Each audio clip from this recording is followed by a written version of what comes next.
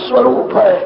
परमात्मा की भक्ति करनी है तो सभी को भगवान का स्वरूप समझो, सभी को वंदन करो, सभी के साथ शुद्ध भाव से प्रेम करो। कथा सुनते हो, आज से निश्चय करो इस संसार में मेरा कोई शत्रु नहीं, किसी ने भी मेरा कुछ बिगाड़ा नहीं, मैं किसी का शत्रु नहीं हूं। मेरे दुख का कारण मेरा पाप है, मैंने पाप किया इसीलिए मैं दुखी हूं। सभी के साथ प्रेम करो, जगत को भगवान का स्वरूप समझो। ज्ञानी पुरुष कहते हैं जगत मिथ्या है, जगत दुख रूप है। ठीक है, ज्ञान का अनुभव करना बड़ा कठिन है। वैष्णव आचार्य कहते हैं जगत भगवान का स्वरूप। सिया राममय सब जग जानी, जगत को भगवान से अलग न करो, जगत को भगवत भाव से देखो। प्रेम करना है तो सभी के साथ प्रेम करो। नंद बाबा का कोई शत्रु नहीं है, सभी के साथ नंद बाबा का प्रेम है। सभी ने नंद बाबा को आशीर्वाद दिए हैं। सभी के आशीर्वाद जब सफल होते हैं तब सर्वेश्वर आते हैं। मानव का जन्म सुख भोगने के लिए नहीं हुआ है, दूसरे को सुख देने के लिए हुआ है। शास्त्रों में वर्णन आता है, ब्रह्मा जी ने बड़े बड़े देव बनाए, बड़े बड़े ऋषि बनाए, ब्रह्मा जी को संतोष हुआ नहीं। कितने ऋषियों ने तो ब्रह्मा जी को ऐसा जवाब दिया, आपके जगत का जो होने वाला हो सो होवे। हम पर्वत की गुफा में बैठ करके ध्यान करेंगे, हम अपना कल्याण करेंगे। ब्रह्मा जी को ठीक लगा नहीं, ये बड़े बड़े ऋषि भी स्वार्थ की बातें करते, हमारा कल्याण करेंगे, हम एकांत में बैठेंगे। जिस समाज में इनका जन्म हुआ, जिस देश में इनका जन्म हुआ, देश के लिए उनके हृदय में समाज के लिए प्रेम नहीं। जगत का जो होने वाला हो सो होवे, हम अपना कल्याण करेंगे। ब्रह्मा जी को चिंता है मेरे संसार को सुखी कौन करेगा। ब्रह्मा जी ने जब मानव को बनाया तब ब्रह्मा जी को शांति मिली है। ब्रह्मावलोकधिषणम मुदमापरेवा, मानव जगत को सुखी करेगा तो दूसरे को सुखी करने की इच्छा रखता है, वो दुखी नहीं होता है। मैं सुख भोगूंगा, मैं सुखी हो जाऊंगा, ऐसी इच्छा रखने वाला सुखी नहीं होता। सभी में सद्भाव रखो, कोई भूखा न रहे, कोई दुखी न होवे, सभी सुखी होवे। आप जगत के लिए जैसा भाव रखोगे वैसा भाव जगत के लोग आपके लिए रखेंगे। ये संसार भावमय है, शरीर सभी के भिन्न भिन्न है, शरीर में ईश्वर एक ही है। आप जिसको शत्रु समझते हो, शत्रु के लिए आप खराब विचार करते हो, तो शत्रु भी आपके लिए खराब विचार करेगा। आपके शरीर में जो भगवान है वे ही भगवान, आप जिसको शत्रु समझते हो उसके शरीर में भगवान वही है। देह भिन्न भिन्न है, देव एक है, देव अनेक नहीं है। सभी को सुखी करने की इच्छा रखो, किसी के लिए खराब विचार मत करो। ये संसार भावमय है। आप जगत के लिए जैसा भाव रखोगे, जगत के जीव भी आपके लिए ऐसा ही भाव रखें। केदारनाथ की यात्रा जिन वैष्णवों ने की है उनको खबर है, केदारनाथ के मार्ग में गुप्त काशी आती है। गुप्त काशी से एक मार्ग उखी मठ के तरफ जाता है। ठंडी के दिवसों में केदारनाथ भगवान को वहां से उठा करके उखी मठ में रख देते। मंदिर में बर्फ बहुत गिरता है, वहां कोई रह सकता नहीं है। बद्री नारायण भगवान को जोशी मठ में रख देते, मंदिर में रहना अशक्य है। बाणासुर की कन्या उषा देवी का वहां राजमहल है, इसलिए लोग उसको उखी मठ कहते हैं। 3-4 पहाड़ वहां मिले हुए, शांत वातावरण होवे तो बहुत आनंद आता है। वहां खड़ा होकर के जो शब्द बोलो वो भी शब्द प्रतिध्वनि रूप से आपके कान में आवे। 3-4 पहाड़ मिले हुए हैं, इसलिए प्रतिध्वनि का प्रतिध्वनि दूसरे पार में से निकलता है। एक बार आप जो शब्द बोलो उसका प्रतिध्वनि, प्रतिध्वनि का प्रतिध्वनि 3-4 बार आपके कान में आवेगा। वहां खड़ा होकर के कोई बोले गंगे हर, प्रतिध्वनि आवेगा गंगे हर। प्रतिध्वनि का प्रतिध्वनि दूसरे पहाड़ में से निकलेगा गंगे हर। एक बार गंगे हर बोलो तो प्रतिध्वनि, प्रतिध्वनि का प्रतिध्वनि अनेक बार कान में आता है।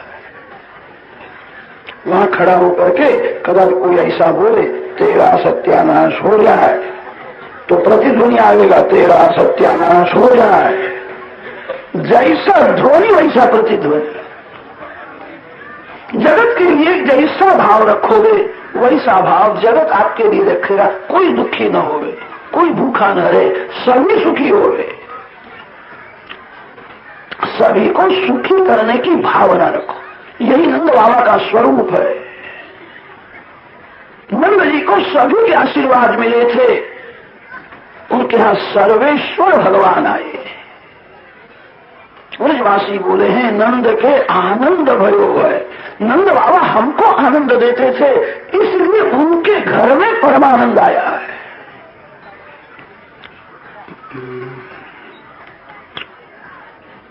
एक संत को पूछा था कि महाराज वैष्णव का लक्षण बताओ। वैष्णव किसको कहते? संत ने वैष्णव का लक्षण बताया। दिवस में 12 बजे जो रामनवमी का उत्सव करता है और रात्रि में 12 बजे जो जन्माष्टमी का उत्सव करता है वही वैष्णव। रामनवमी और जन्माष्टमी रोज करो। ये तो वर्ष में एक ही दिन रामनवमी का उत्सव करते, एक ही दिन जन्माष्टमी का उत्सव करते हैं। वो भी उत्सव मंदिर में जाकर के करके आते हैं। मंदिर में उत्सव करो ठीक है, मंदिर में दीपक रखने से आपके घर में प्रकाश नहीं आएगा। आपके घर में दीपक जलाओ तो आपके घर में प्रकाश आएगा। आपके घर में उत्सव करो। दिवस में 12 बजे रामनवमी का उत्सव करो, रात्रि में 12 बजे जन्माष्टमी का उत्सव करो। कदाच आपको भय लगेगा महाराज रोज रामनवमी करना है, महंगाई तो बहुत है, रोज रामनवमी का उत्सव कैसा करे? रोज हलवा बनाना पड़ता है, रोज प्रसाद उछालना है। उत्सव तो गरीब भी कर सकता है। दिवस में 12 बजे रामनवमी करो। इसका अर्थ होता है राम मर्यादा पुरुषोत्तम है। 12 बजे भूख लगती है, प्यास लगती है, तो मानव किसी के भी हाथ का पानी पी लेता है, किसी के भी हाथ का खा लेता है। ये मर्यादा का भंग है। बाजार का कभी खाना नहीं चाहिए। बाजार की वस्तु में अनेक की नजर पड़ती है, सभी की आंख शुद्ध नहीं होती है। बाजार की वस्तु में दृष्टि दोष आता है। भूख प्यास सहन करो, मेरे को बाजार का खाना नहीं है, मेरे को साधारण मानव के हाथ का पानी नहीं है। दिवस में 12 बजे रामनवमी करो। इसका अर्थ होता है राम की मर्यादा का पालन। राम मर्यादा पुरुषोत्तम है और श्री कृष्ण भगवान प्रेम पुरुषोत्तम है। जो धर्म की मर्यादा में रहता है धीरे धीरे मन शुद्ध होता है, भगवान में प्रेम होता है। अनेक जन्म का पुण्य जब बहुत बढ़ जाता है तभी भगवान में प्रीति होती है। भगवान में प्रेम होना बड़ा कठिन है। जो राम की भक्ति नहीं करता उसको श्री कृष्ण में प्रेम नहीं होता है। राम की भक्ति यही है, राम की मर्यादा का पालन करो। दिवस में 12 बजे राम जी का स्मरण करो। राम परमात्मा है। रामचंद्र जी ने कभी मर्यादा का भंग नहीं किया है। बड़ा वह है जो धर्म की मर्यादा में रहता है। भूख प्यास सहन करो, बाजार का खाना छोड़ दो। एक 6 महीना करके तो देखो, पवित्र जल पेट में जाएगा, पवित्र अन्न पेट में जाएगा तो 6 महीने के बाद बुद्धि सुधरने लगती है। आपका अंतरात्मा बोलेगा 6 महीने पहले मेरा मन बहुत पाप करता था, मेरे मन में खराब विचार बहुत आते थे, अब पाप कम होता है। आपका अंतरात्मा बोलेगा। शुद्ध अन्न और शुद्ध जल जिसके पेट में जाता है धीरे धीरे बिगड़ा हुआ मन शुद्ध होता है। शास्त्रों में लिखा है मन अन्नमय है, अन्नमयम सौम्य मनः। पेट में जो अन्न जाता है उसके 3 भाग होते हैं। अन्न का स्थूल भाग मल रूप से बाहर निकलता है, अन्न का जो मध्यम भाग है उससे रुधिर और मांस बनता है, और अन्न का जो सूक्ष्म भाग है उससे मन बनता है। अन्नमय मन होता है। पवित्र अन्न पेट में जावे तो धीरे धीरे मन शुद्ध होता है। जगत बिगड़ा नहीं है, मन बहुत बिगड़ा है। जगत बिगड़ा हो तो जगत को कौन सुधार सकता है? जगत को सुधारना अशक्य है। आपके मन को सुधारो। दिवस में 12 बजे रामनवमी करो, राम की मर्यादा का पालन करो। राम धर्म की मूर्ति है, धर्म ही भगवान है। जो धर्म छोड़ता है उसके भक्ति में बहुत विघ्न आता है। जो धर्म छोड़ता है उसका ज्ञान बह जाता है। धर्म से ही ज्ञान टिकता है। धर्म शब्द का अर्थ होता है जो पतन से बचावे, उसको धर्म कहते हैं। धारणा धर्म, धर्मो धारयते प्रजा, धर्मो विश्वस्य जगत प्रतिष्ठा, तस्मात् धर्मम परमं वदन्ति। राम धर्म की मूर्ति है। सनातन धर्म कैसा है वो देखना हो, राम जी का दर्शन करो, राम जी की एक एक लीला का चिंतन करो। राम परमात्मा है, कभी मर्यादा का भंग नहीं करते। दिवस में 12 बजे रामनवमी करो और रात्रि में 12 बजे जन्माष्टमी करो। श्री कृष्ण भगवान मध्य रात्रि में प्रकट हुए। रात्रि के 4 प्रहर माने हैं। सायंकाल में 6 बजे से 9 बजे तक रात्रि का प्रथम प्रहर, 9 से 12 बजे तक रात्रि का दूसरा प्रहर है, 12 से 3 बजे तक रात्रि का तीसरा प्रहर है, और रात्रि में 3 बजे से सवेरे 6 बजे तक रात्रि का चतुर्थ प्रहर माना जाता है। रात्रि के चतुर्थ प्रहर में सभी साधु संत जागते हैं। संतों का एक नियम होता है, रात्रि में 3 बजे के बाद सोते नहीं है। रात्रि में 3 बजे के बाद चतुर्थ प्रहर का आरंभ होता है। 4 बजे तो आसन में बैठ जाते हैं। रात्रि के चतुर्थ प्रहर में संत जागते हैं। रात्रि के तीसरे प्रहर में रोगी जीव जागता है। जिसको रोग हुआ है उसको रात्रि में 12 बजे के बाद नींद नहीं आती है। रोगी को प्रायः सवेरे 4 बजे के बाद नींद आती है। रात्रि के तीसरे प्रहर में रोगी जीव जागता है। चतुर्थ प्रहर में योगी जीव जागते हैं। रात्रि के दूसरे प्रहर में भोगी जीव जागता है। रात्रि में 9 से 12 बजे तक दूसरा प्रहर माना है। रात्रि के दूसरे प्रहर में भोगी जीव जागता है। भोगी भूखा ही रहता है। भोग से क्षणिक सुख मिलता है, त्याग से बहुत शांति मिलती है। रात्रि में भक्ति करने की बहुत जरूरत है। जो रात्रि में भक्ति नहीं करता उसको काम मारने के लिए जाता। रात्रि में जन्माष्टमी करो। वैष्णव वह है जो भगवान के साथ सो जाता है। जो भगवान के साथ सो जावे उसको कैसा आनंद मिलता हो। रात्रि में जन्माष्टमी करने की बहुत जरूरत है। रात्रि में गोपाल जी की पूजा करो। रात्रि में गोपाल जी का ध्यान करो। रात्रि में हरे कृष्णा कृष्णा कृष्णा हरे हरे महामंत्र का थोड़ा जप करो। भगवान के साथ सो जाओ। दिवस में 12 बजे जो जन्माष्टमी करता है और रात्रि में जो 12 बजे, दिवस में 12 बजे रामनवमी और रात्रि में 12 बजे जो जन्माष्टमी करता है वही वैष्णव है। रात्रि में जो भक्ति नहीं करता उसको काम मारने के लिए जाता है। रात्रि में भक्ति जो नहीं करता वो पाप करता है। कथा मंडप में ही रखना नहीं, साथ में ले जाना।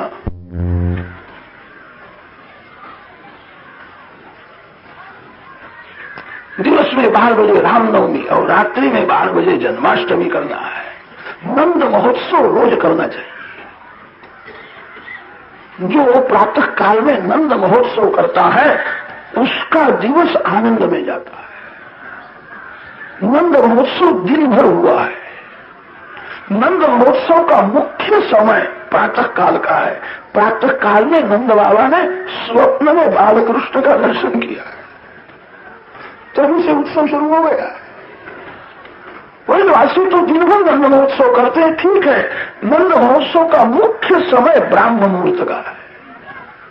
24 घंटे में अति से पवित्र कोई समय हो तो 4 से 5:30 तक का समय, इसको हमारे शास्त्रों में ब्राह्म मुहूर्त कहते हैं। 4 से 5:30 मैंने दोपहर के नहीं हो, सवेरे 4 से 5:30। रात्रि में जल्दी सो जाओ और सवेरे 4 बजे आसन में बैठ जाओ। लोग यात्रा करते हैं, लोग यज्ञ करते हैं, लोग दान देते हैं, ठीक है।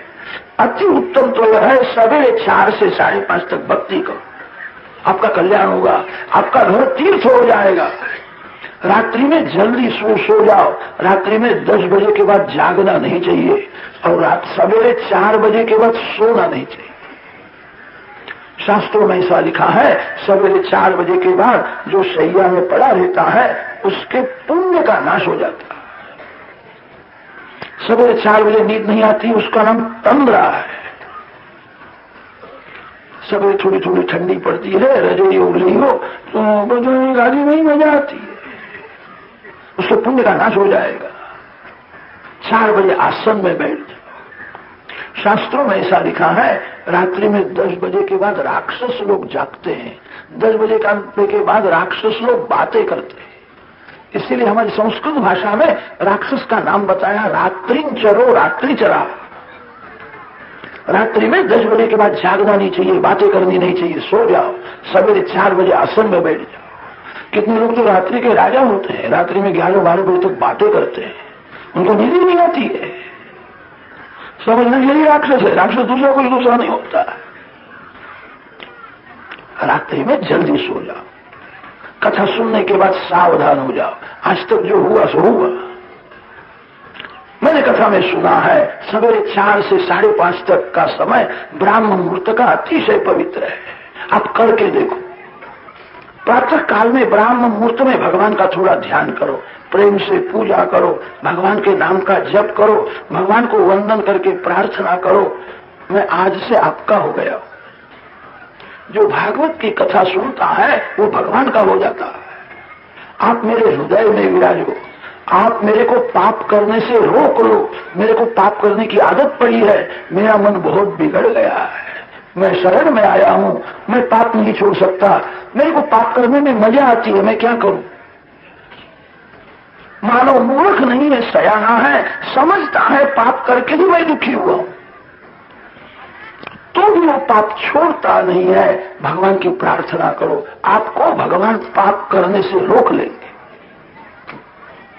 प्रातः काल में ध्यान करने की जरूरत है, प्रातः काल में पूजा करने की थोड़ी जरूरत है, प्रातः काल में प्रेम से भगवान के नाम का जप करो, पीछे से प्रार्थना करो। लोग खाली प्रार्थना बोलते हैं, ठीक है, बहुत अच्छा नहीं है। थोड़ा जप करो, पूजा करो, फिर प्रार्थना करो। प्रातः काल में श्री कृष्ण दर्शन में, सेवा स्मरण में हृदय थोड़ा पिघल जावे, मन को भक्ति रस मिले, तो मन के ऊपर सुख दुख की, मान अपमान की असर नहीं होती। जो मन भक्ति रस में पिघला हुआ रहता है उसको कोई मान देवे तो सुख नहीं है, कदाच उसका जगत में अपमान होवे तो दुख नहीं है। संतों के जीवन में अनेक दुख के प्रसंग आते हैं, उनके मन पर दुख की असर नहीं होती। इसका यही कारण है, प्रातः काल में 4 बजे ध्यान करते हैं, पूजा करते हैं, जप करते हैं। प्रातः काल में जिसका मन भक्ति रस में तरबोल हो जाता है, उस मन के ऊपर संसार के सुख दुख की असर नहीं होती। प्रातः काल में भगवान की थोड़ी मानसी पूजा करो। मानसी पूजा सबसे श्रेष्ठ मानी है। प्रत्यक्ष आप पूजा करते हो, अच्छा है, मन से पूजा करो, मन से भगवान को स्नान कराओ, मन से श्रृंगार करो। मानसी पूजा में सावधान रहना है, मन में संसार न आवे, मन संसार के कोई विषय में न जावे। आप मानसी पूजा करने के लिए बैठो, उस समय अपने मन को 5-10 मिनट की रजा दो। तेरे को बाजार में जाना है, किसी संबंधी के घर में जाना है, तेरे को 10 मिनट की रजा है, जाओ। 10 मिनट के बाद में तेरे को बराबर पकड़ करके रखने वाला। मन जिसके मुट्ठी में है वो महान है। मानसिक पूजा में जब बैठो तब मन को कहना, तेरा कोई खास काम हो तो करने के लिए जाओ, काम करके आओ। 10 मिनट के बाद मैं तेरे को कहीं भी जाने नहीं दूंगा। आप मालिक हो, मन आपका नौकर। लोग कहते हैं मन बहुत बिगड़ा है, पाप करता है।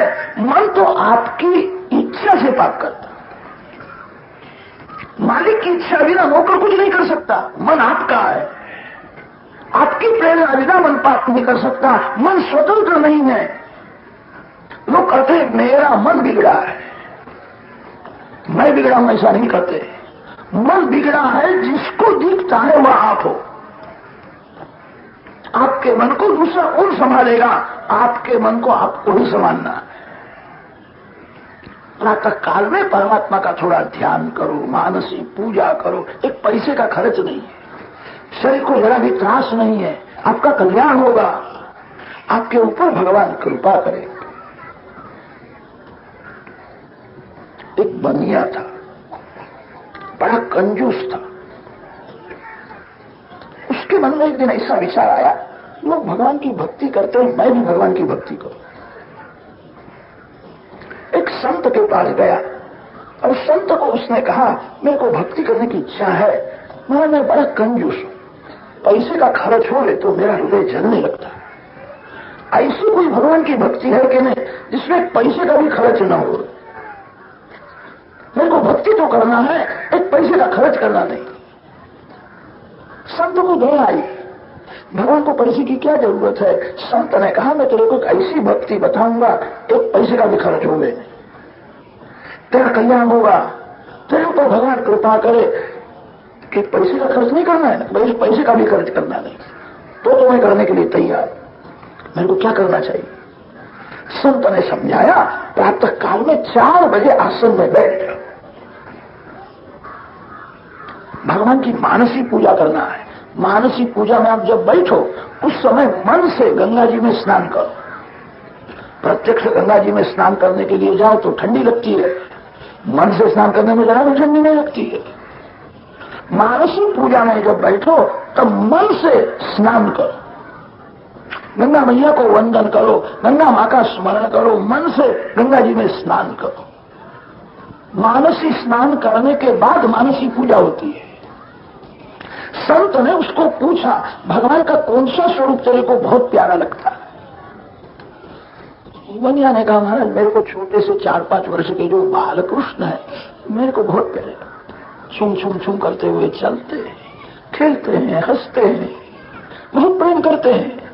मेरे बाल स्वरूप में प्रीति है, बाल स्वरूप मेरे को बहुत अच्छा लगता है।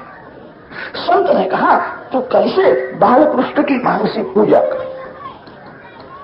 तुम्हारा पूजा कैसी करनी चाहिए कि प्रातः काल में 4 बजे आसन में बैठ जाओ, मन से गंगा जी में स्नान करके गंगा जल ले आओ, ऐसी भावना करो मेरे बालकृष्ण गादी में सोए हुए। मानसी पूजा में दास्य भाव अच्छा होता है, भगवान को मालिक मानो, मैं उनका एक साधारण नौकर हूं। सख्य भाव, वात्सल्य भाव, माधुर्य भाव से लोग सेवा पूजा करते हैं, ठीक है, अभिमान आने का संभव होता है। सख्य भाव में, वात्सल्य भाव में अभिमान आने का संभव। दास्य भाव रखो, मैं भगवान का दास हूं। माया जीव को गुलाम बनाती है। जो संसार में आता है, जो माया का उपयोग करता है, उसको माया दास बना देती है। जीव स्वतंत्र नहीं है, माया का दास हो गया है। जो भगवान का दास होता है वो माया के बंधन में से धीरे धीरे छूटता है। मैं भगवान का एक साधारण नौकर हूं, भगवान मेरे मालिक है, ऐसा भाव रखो। एक साधारण नौकर अपने मालिक को बहुत विवेक से, प्रेम से जगाता। मेरे मालिक सोए हुए हैं, हरे कृष्ण कृष्ण कृष्ण हरे हरे, हरे राम राम राम हरे हरे। 10 मिनट 15 मिनट थोड़ा जप करो, प्रेम से कीर्तन करो। उस समय भावना से भगवान को जगाना है। मेरे भगवान निद्रा में है, मैं मेरे मालिक को जगाता हूं। आपका हृदय प्रेम में बहुत पिघल जावे तो भगवान जागते हैं। जीव को दर्शन करने की तीव्र जब इच्छा होती है तो भगवान जागते हैं। भगवान जागने के बाद क्या करना चाहिए? भगवान को उठा करके सुंदर सिंहासन में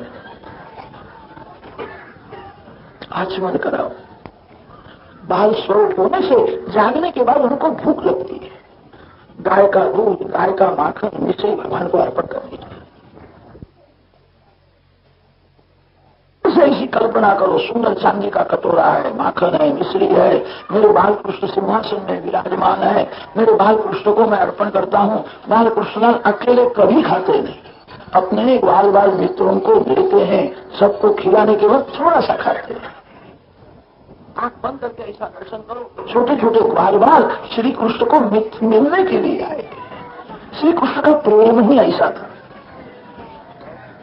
एक बालक घर में जागते हैं, जागने के बाद उनको कन्हैया याद आता है। अरे कन्हैया के, मेरे को कन्हैया के पास जाना है।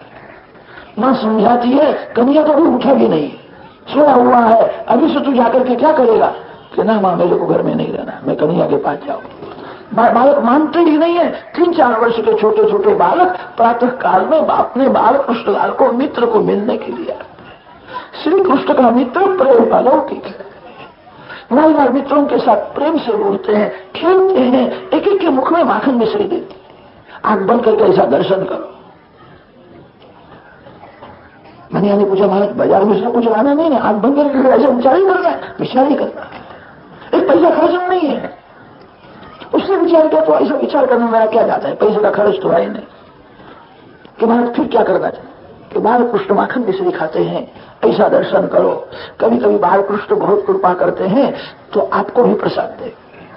कृष्ण लीला का जो चिंतन करता है उसको ऐसा अनुभव होता है। बाल कृष्ण को मनाना है, गर्म जल से बाल कृष्ण को स्नान कराना है। बाल कृष्ण को सुंदर पीतांबर पहनाओ, मन से श्रृंगार करो, भगवान को तिलक करो, भगवान के गले में पुष्प की माला अर्पण करो, भगवान को सुंदर सामग्री अर्पण करके भगवान को मनाओ। आपके लिए बनाया है, आप भोजन करो, मन से भगवान को अर्पण करो। भगवान भोजन करते हैं, ऐसा दर्शन करो। भगवान की आरती करो। आरती के समय में हृदय थोड़ा आर्त हो जाए, मैं इतना बड़ा हो गया, अभी तक एक बार भी भगवान का दर्शन हुआ, मैं कैसा पापी हूँ, मैं कैसा अधम। हृदय प्रेम में पीले तो आरती होती है। आरती का क्रम बताया है, 3 बार आरती भगवान के चरण ऊपर से करनी चाहिए, 3 बार आरती जंघा के ऊपर से करनी चाहिए, 3 बार आरती भगवान के वक्षस्थल ऊपर से करनी चाहिए, और 3 बार आरती मुखारविंद ऊपर से करनी चाहिए। फिर 7 बार चरण से मुखारविंद तक सर्वांग ऊपर से आरती करो। आरती का क्रम ऐसा बताया है। प्रेम से भगवान की आरती करो। उस समय भगवान के एक एक अंग में आंख और मन को स्थिर करना, आनंद आएगा। अब करके देखो, भगवान की आरती करो, वंदन करो, फिर प्रार्थना करो। प्रत्यक्ष पूजा में जितना समय जाता है उतना समय मानसी सेवा हो तो बहुत अच्छा है। दुनिया ने विचार किया, एक पैसे का खर्च नहीं, कल से मैं ऐसा ही करूं। प्रातः काल में 4 बजे आसन में बैठ जाता है, बाल कृष्ण को प्रेम से जगाता है, माखन मिश्री अर्पण करता है, बाल कृष्ण को स्नान कराता है, बाल कृष्ण का सुंदर श्रृंगार करता है, तिलक करता है, भोग लगाता है, प्रेम से आरती करता है। धीरे धीरे उसका मन भगवान को स्पर्श करने लगा। मन जब परमात्मा को स्पर्श करता है, ये मलमूत्र से भरा हुआ जो शरीर है वो भगवान को स्पर्श करने के लिए लायक नहीं। शास्त्रों में तो ऐसा लिखा है, मानव के शरीर से देव लोग दूर खड़े रहते हैं।